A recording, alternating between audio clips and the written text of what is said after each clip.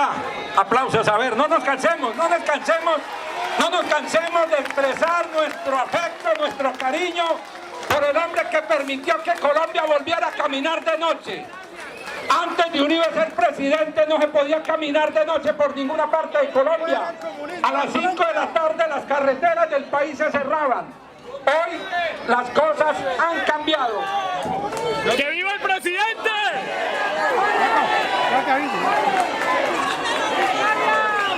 El pueblo de Melgar le dice: ¡Que viva el presidente Uribe! ¡Uribe!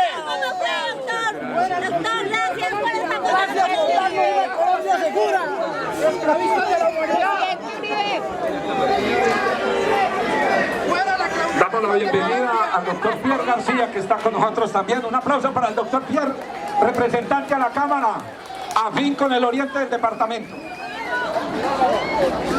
¿Por qué a la guerrilla, a cada uno de esos miembros le van a dar 8 millones de pesos para que trate de emprender y de montar un negocio? ¿Eso es justo? No. Pero eso no sigue siendo lo más grave, que es lo que me preocupa en el tema de la equidad, la igualdad de oportunidades para aquellos que se esfuercen, puedan lograr y alcanzar sus metas. Les van a dar 620,000 pesos durante 24 meses a cada uno de estos terroristas. 24 meses. Y dicen que es transitorio. Anuncian que el tema de la paz es más rentable supuestamente que la guerra y que por eso vale la pena aprobar este acuerdo. Pero ojo, si ustedes leen el párrafo debajo de donde dice en la página 67 que les darán durante 24 meses el 90% del salario mínimo, dice que más adelante se revisará la normativa y se podrá expedir un subsidio que no será menor que el anterior. Entonces esto de transitorio no tiene absolutamente nada, será un atropello, un asalto a la buena fe de los tolimenses y los colombianos, porque verán ustedes muy pronto que vuelvan permanentes los subsidios, le darán más de un salario mínimo permanentemente a cada miembro de las FARC. ¿Les parece eso justo y equitativo con los colombianos que trabajan? ¡No! Y entonces, después siguen con esa argumentación y le dicen a uno que aprobar el proceso, aprobar el acuerdo, será terminar la guerra e inmediatamente llegar a la paz y a la prosperidad. Y vuelvo, insisto, esa mentira con la que tratan de asaltar en su buena fe a los colombianos, que si votamos por el sí, entonces lograremos bajar los costos del gasto en la guerra e inmediatamente habrá plata y recursos para los proyectos de asistencia social.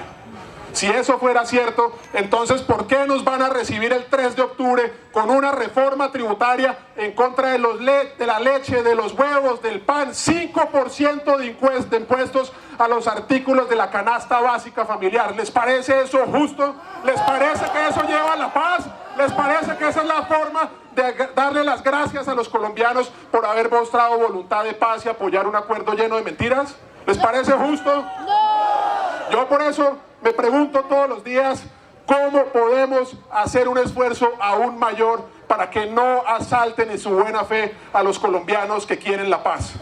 Esto es un asalto a la buena fe de los colombianos que creen que con el voto en el plebiscito el próximo 2 de octubre empezaremos a tener una Colombia en paz. Yo se los digo, estoy absolutamente convencido, después de haber leído esas 297 páginas, de haber visto cómo violenta los principios de la democracia, de la justicia y de la equidad, que la única forma de dar un paso adelante hacia la verdadera paz de Colombia es votando por el no en el plebiscito.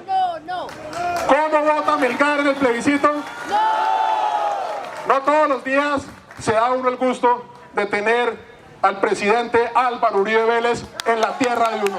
No todos los días se da uno ese honor de poder traer al mejor presidente que ha tenido el país, a una persona que le devolvió la prosperidad a Melgar y al Tolima aquí en esta casa. Para mí es un gusto tenerlo aquí, presidente, y debo preguntarle si por favor contesten esta pregunta, pero con ánimo, para que el presidente Uribe se vaya contento esta noche de esta reunión. ¿Ustedes creen que pueden confiar en un acuerdo presentado por Juan Manuel Santos y las FARC? ¡No! Entonces, ¿cómo votan el próximo 2 de octubre? Presidente, está en mi tierra, está en mi casa, es un honor. Por favor, usted diríjase a mis paisanos. Muchas gracias. Muchas gracias, estimado doctor Pierre, doctor Rubén Darío Molano, honorable diputado Milton Restrepo, señores congresistas, compañero de tantas batallas, Carlos García Orjuela, Juan Carlos Tamayo, Lidia Alarcón,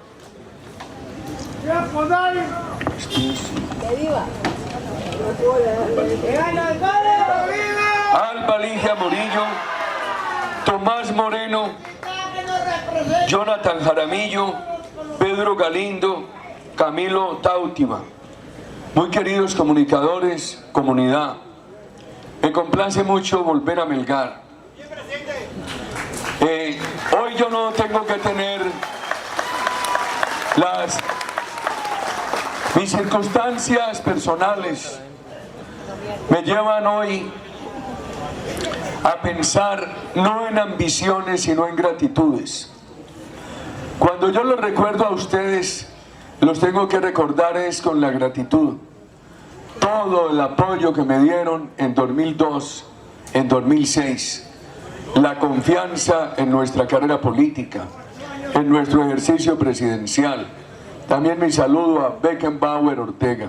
Muchas gracias, estimado doctor Beckenbauer. Yo nunca me imaginé cuando empecé la candidatura a la presidencia que hubiera problemas de orden público en Melgar.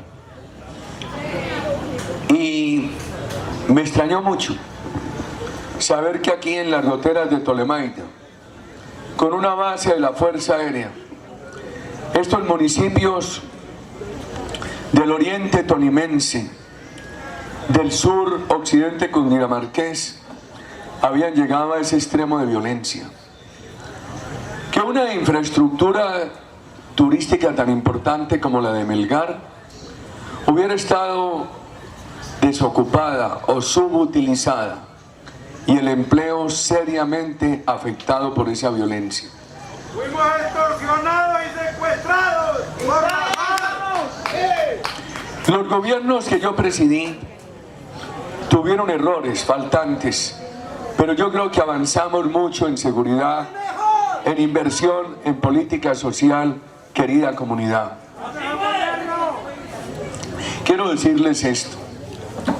La campaña del no es de Álvaro Uribe, es de muchos colombianos.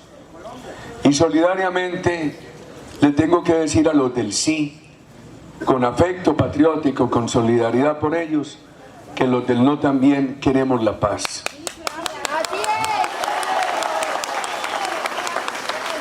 Pero estamos en desacuerdo con los textos de La Habana.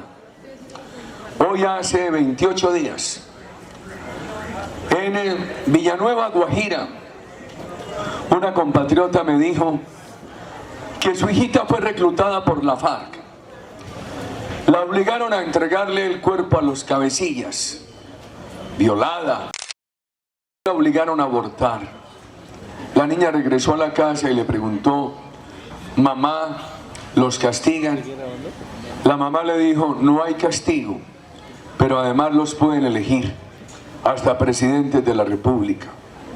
La niña contestó: mamá, se arrepienten, expresan arrepentimiento, piden perdón.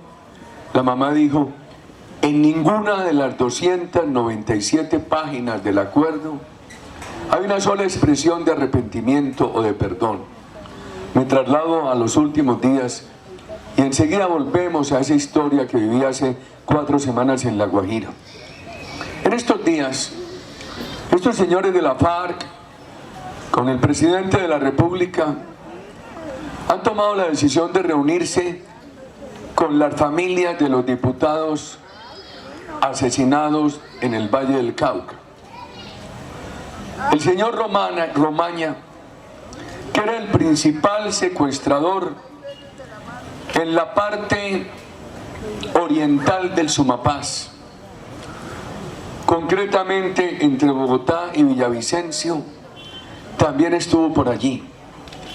No han pedido perdón. ¿Sabe qué han dicho? Que causaron mucho sufrimiento, pero que no se arrepienten, que que eso lo hicieron porque lo tenían que hacer, que porque estaban en guerra. Y eso se burlan. Además, volviendo a la conversación con la señora, la mamá de aquella niña le dijo que ella había visto ya en las redes que de manera burlesca estos señores de la FARC, cuando les preguntaban por perdón o arrepentimiento, decían, ¿cómo es que dicen? Quizás. Y la niña le dijo a la mamá, mamá, así las cosas, aquí no va a haber paz ni reconciliación. Ese mal ejemplo, no castigar a las personas responsables de estos delitos, lo que hace es estimular a que haya más violencia. Y cuando no hay condiciones de cuando no hay arrepentimiento, no hay perdón, no se crean condiciones de reconciliación, sino que se estimula más rencor. Ahí tenemos nosotros, queridos ciudadanos, una preocupación. Yo quiero que conduzcan esto los comunicadores de Melgar y del Tolima, que tanto les agradezco su presencia, pero quiero decirles esto: el momento del país es difícil. Nos lo ha llevado a un momento muy difícil en lo económico, en lo social. Está estancada la inversión. Yo venía ahora hablando con el doctor Pierre. Lo poquito que hay por aquí lo empezó ese gobierno nuestro, que esa doble calzada. Cómo me extraña que no hayan seguido el proyecto del aeropuerto Flandes, que se había coordinado con los dos gobernadores para hacer allí un gran aeropuerto alterno a Bogotá. Dejamos el ferrocarril donde yo lo dejé, recuperada la línea Santa Marta-La Dorada, y todavía sin servicio. Hay solamente servicio allá en el norte del país, en la línea minera. Hay un poquito del Triángulo del Tolima, pero está bastante estancado. Esta doble calzada que contratamos nosotros, yo creo que es muy buena. Falta toda esa vía lo de Bogotá. ¿Qué me preocupa? Esos viaductos que empezamos de Ibagué para Cajamarca, eso ha avanzado, no hay duda. No han hecho ninguno más. Y el puente nuevo de Cajamarca es lo único. Un ministro que los quería mucho a ustedes, Andrés Uriel Gallego, el que ideó esta doble calzada y allí el túnel, Guillermo León Valencia, y que definió que el túnel sirviera para uno de los trayectos y el otro utilizara la carretera vieja, resolvió el problema del túnel de la línea.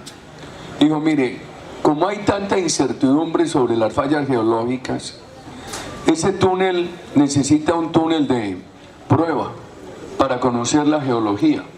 Y se hizo el túnel de prueba y se contrató el que todavía no han terminado. Pero yo veía ahora un profesional joven. Entonces me dijo, hombre, ¿cómo es lo del ser pillo paga?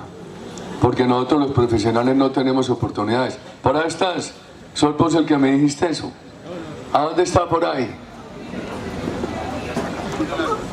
¿A dónde está allá está? Entonces yo le estaba explicando allí, mire, lo que ocurre es esto. ¿Quién es un pilo? Un pilo es un buen estudiante, cumplido, prepara bien los exámenes. ¿Quién es un pillo? El que plagia, el que pastelea. ¿Quién es un pilo? Un agricultor del Tolima, un hotelero, la señora de un restaurante. Son pilos, trabajan con honradez, de sol a sol, hacen gran esfuerzo. ¿Quién es un pillo? El que roba, el que secuestra. Cuando se premia al pilo, eso da buen ejemplo. Pero cuando no se castiga al pillo, eso da mal ejemplo.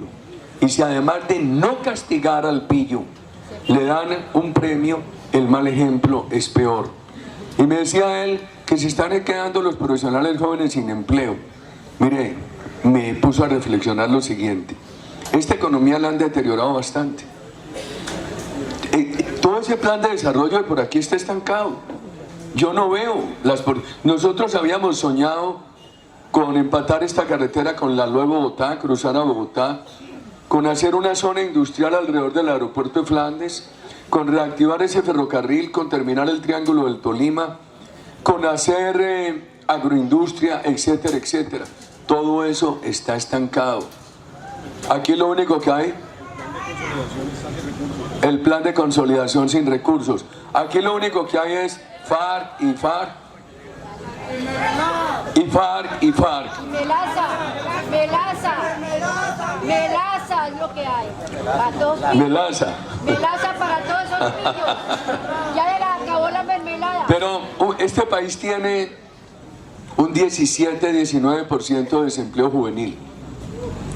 Y si no crece la economía, ¿dónde se le van a dar las oportunidades a esos jóvenes? Y esto lo han estancado.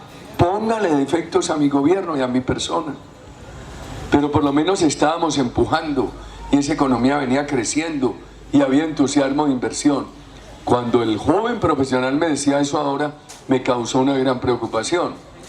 Y entonces ahora le van a traer al país más impuestos. Hoy están sumamente gravadas las empresas. Una empresa seria, cuando suma predial, más industria y comercio, más CREE, más renta, más patrimonio, más 4 por 1000, tiene que pagar hasta el 72% de impuestos. Este gobierno quitó los estímulos tributarios nuestros. La ley de estabilidad que les decía, vean, ustedes inviertan y tienen 20 años de estabilidad en las normas tributarias, porque para un inversionista es muy grave que le estén cambiando las reglas de juego. Todo lo quitó este gobierno. Y aumentó sustancialmente los impuestos. Y ahora se anuncia la nueva reforma tributaria, que viene un impuesto a las pensiones. Y ya en todo el país siento un gran clamor contra esto. Yo he dicho, hombre, que a los expresidentes de la República, a los congresistas, esas pensiones altas, grábenlas. Pero la clase media colombiana, los pensionados populares de la patria, ¿cómo los van a gravar, queridos ciudadanos? Y eso es lo que nos están anunciando, las Fuerzas Armadas, etcétera. Primero el presidente de la República nos dijo que si ganaba él no había más impuestos que para financiar la guerra. Porque él habla de guerra, de guerra, de guerra. Y ahora, de todas maneras, están afanados para que gane el plebiscito el domingo 2 de octubre, poder entrar y tramitar la reforma tributaria a fin de que a mediados de diciembre esté aprobada y la puedan aplicar el año entrante. Si a eso se le suman los riesgos expropiatorios que para el sector agropecuario trae el Acuerdo de La Habana, los costos, las exigencias de la FARC, la parálisis de la economía, yo creo que nos van llevando a una crisis social muy parecida a la de Venezuela. Porque a uno le dicen, no hable de castrochavismo, usted está muy cansón con eso. No, eso es una realidad. Cuando yo escucho a los jóvenes colombianos que empiezan a tener esta preocupación y uno prospecta lo que puede ser la economía nacional y se le aumenta la preocupación. Nosotros, ¿qué hemos dicho? Me parece, hay que quitarle la tierra al narcotráfico, hay que quitarle la tierra al terrorismo. A la gente buena no, a la gente buena hay que ayudarle. Y aquí ponen en riesgo de expropiación a toda la gente buena del país. ¿Para dónde vamos? Por ahí empezaron Castro y Chávez. Y las sociedades urbanas no le pusieron importancia a eso. Dijeron que quiten la tierra, eso no vale la pena. Pusieron a los pueblos a aguantar hambre. Y ahí siguieron con la industria, acabaron con la economía. Chávez expropió 7 millones de hectáreas y dejó ese país sin comida. Y ese país, además de la riqueza petrolera y de gas y de mineral de hierro, ese país tenía un gran hato ganadero, excedentario en leche, era un gran productor de frijol, el frijol caraota, era, yo creo que el primer productor del mundo, se compite con Ecuador en ese cacao blanco que llaman cacao porcelana. Era un país excedentario en arroz y maíz, y en todo eso se ha disminuido sustancialmente, hasta el punto de que para alimentar al pueblo venezolano necesitan comprar en el extranjero el 80% de los alimentos requeridos. Y tenían 11.000 industrias. Yo tenía una información de que quedaban 5.000. Esta mañana me visitó una señora muy informada de Venezuela y me dijo que quedaban 3.000 y que están en una pésima situación.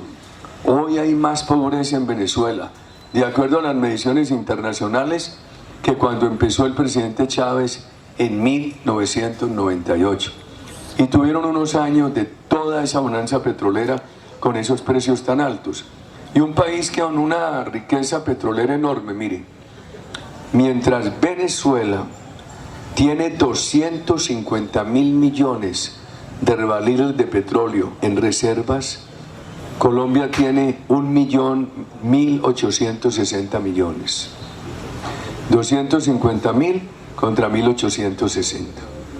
Mientras Venezuela en gas natural tiene 270 teras cúbicas probadas, Colombia tiene 5 o 6.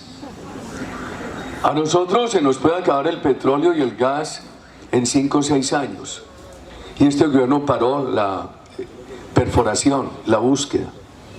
Y en todas las cuencas promisorias, como es el río Putumayo y el río Caguán, están otra vez en poder de la FARC y del narcotráfico. Y lo acordado con la FARC pone más problema, porque dice que cualquier actividad allí tendrá que ser acordada con las comunidades. Y el concepto comunitario de FARC es acuerdo con las comunidades que la FARC controla. Por eso nosotros vemos con mucha preocupación el futuro económico a partir de sumarle al mal camino de la economía que lleva hoy el país lo que viene en el Acuerdo de La Habana. Chávez siempre ocultó su castrismo. Yo visité Venezuela, yo terminé la gobernación de Antioquia el 1 de enero del 98 y me fui a la Universidad de Oxford y me enviaron en junio del 98 a una reunión de Naciones Unidas del PNUD a Caracas, y Venezuela estaba muy bien y todo el mundo feliz. No, vamos a elegir a Chávez en diciembre, vamos a elegirlo, y lo eligieron. Él les ocultó su castrismo. Hoy los políticos no debemos mentir, porque hoy nos cogen más fácil la mentira por el doctor Google. No, cualquier mentira que diga un político corre el riesgo de que el doctor Google lo corrija. Ustedes buscan en Google la prensa venezolana en la época y en toda decía Chávez que él no era socialista, que él no expropiaría. Y llegó a la presidencia y ustedes ven lo que ha hecho. ¿Saben qué le abono yo a la FARC? Que la FARC ha sido sincera. La FARC ha dicho que su política es el socialismo del siglo XXI bien fracasado. Nos vendió, nos traicionó, ¿sí o no? Estás que me picar la lengua.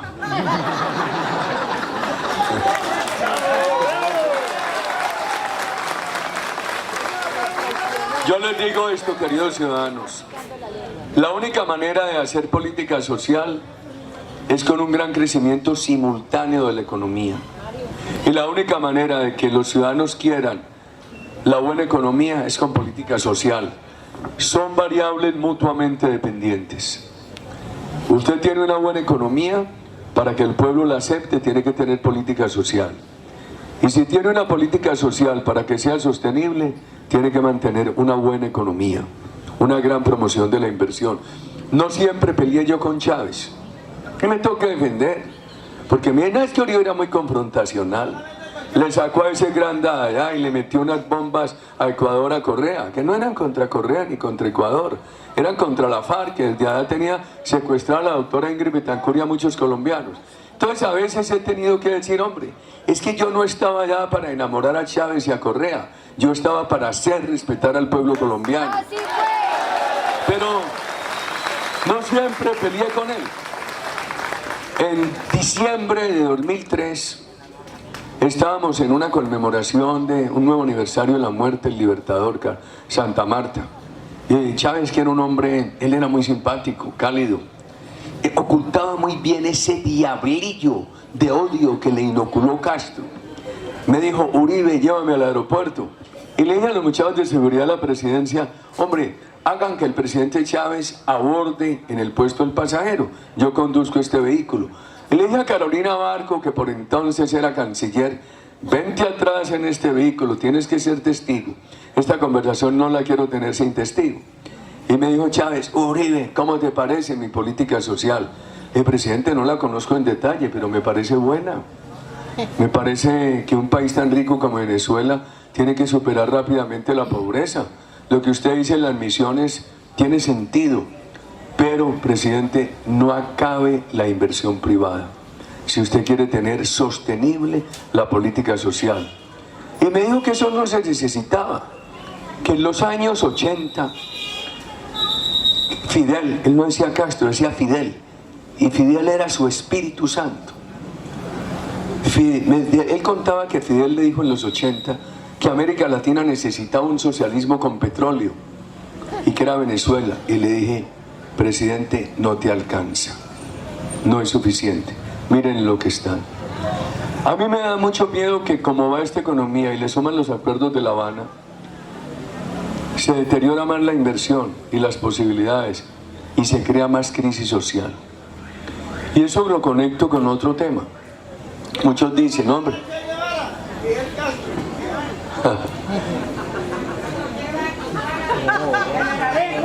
y entonces algunos colombianos me dicen, nadie va a elegir a Timochenko, porque nosotros decimos, hombre, nosotros no nos oponemos a que tengan curules, nos oponemos a que tengan curules los responsables de delitos de lesa humanidad. ¿Ustedes se imaginan que yo hubiera llevado al Congreso a los responsables elegidos o con curules asignadas a los paramilitares responsables de delitos de lesa humanidad? O que en esa época se hubiera dicho que Salvatore Mancuso y Carlos Castaño podían ser presidentes de la República. ¿Y cuál es la diferencia con la FARC? Pero ese es un tema más largo y yo voy a concluir aquí para que entremos a las preguntas que quieran hacer los comunicadores que de muy buena voluntad han acudido. Entonces le dicen a uno, no hombre, no se preocupe, así les regalen 10 curules y se ganen las otras 16, en las cuales no van a tener competencia. Así tengan 31 emisoras, así les den espacios de televisión, que les va. Todo eso está en el acuerdo, nada de esto está inventado. Así les den hasta el año 2022 el 15% del fondo de los partidos. De ahí hasta el 2026 el 10%. Y de ahí en adelante ya proporcional a los votos, pero siempre una fija suma, una suma fija del 5% para promover sus ideas. Más televisión, más las 31 emisoras. Me dicen muchos ciudadanos, nadie va a elegir a Timochenko. Nadie lo va a elegir. Cuidado, nos van llevando a una crisis social bien honda, que ya se va sintiendo. Yo ya siento rabia en muchos sectores colombianos. Y llega un momento en que el pueblo colombiano puede decir, no, yo no quiero elegir más santos ni parecidos. Vamos a ensayar con Timochenko, y no lo eligen. Y no lo eligen. Entonces, yo creo que esos son temas, escenarios, querida comunidad de Melgar, que no se pueden descartar. Bueno, yo les agradezco mucho, vamos a oír las preguntas que quieran formular.